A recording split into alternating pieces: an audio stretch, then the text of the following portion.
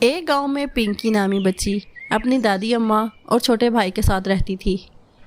پنکی کے ماں باپ اس دنیا میں نہیں تھے، تب سے پنکی اور اس کے چھوٹے بھائی کا خیال ان کی دادی رکھ رہی تھیں۔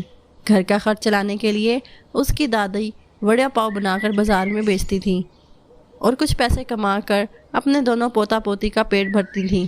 پنکی گھر پر رہ کر اپنے چھوٹے بھائی کا خیال رکھتی تھی۔ پنکی بیٹا، تم اسکول کیوں نہیں جا رہی ہو؟ ویسے بھی میں وڑا پاؤ بیچنے شام کو ہی جاتی ہوں نا، تمہارے اسکول سے لوٹنے تک میں چھوٹے کا خیال رکھ لوں گی۔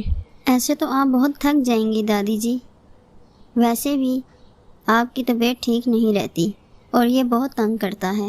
ایسے کتنا کہنے پر بھی دادی اپنی بات منوا لیتی ہے اور پنکی کو اسکول بھیج دیتی ہے۔ اسکول جا کر پنکی بہت اچھے سے پڑھ رہی تھی، لیکن اس کی حالت دوسرے بچوں سے کافی خراب تھی۔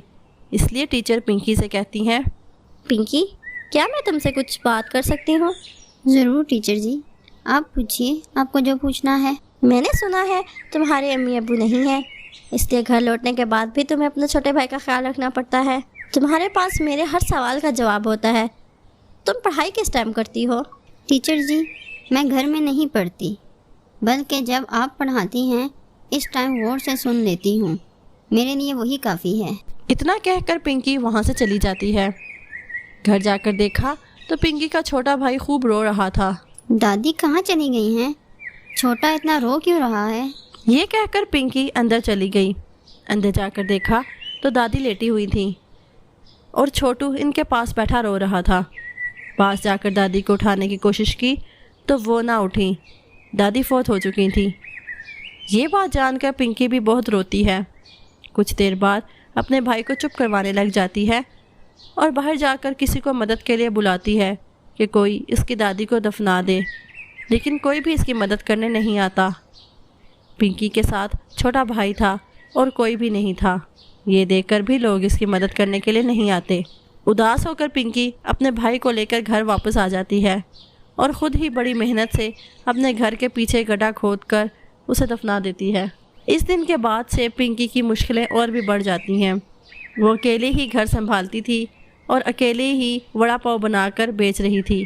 اپنے چھوٹے بھائی کے ساتھ گلیوں اور بازاروں میں وڑا پاؤ بیچا کرتی تھی کہ ایک دن بیچتے بیچتے وہ اپنے اسکول کی طرف چلی جاتی ہے اور اسے وڑا پاؤ بیچتے دیکھ کر اس کی ٹیچر اس کے پاس آتی ہے اور کہتی ہے، پنکی بیٹا، کیا تم اسی وجہ سے اسکول نہیں آ رہی ہو؟ ایسی بات نہیں ہے ٹیچر جی، میری دادی فوت ہو گئی ہیں۔ یہ کہتی ہوئی پنکی اپنی ٹیچر کو ساری بات بتا دیتی ہے۔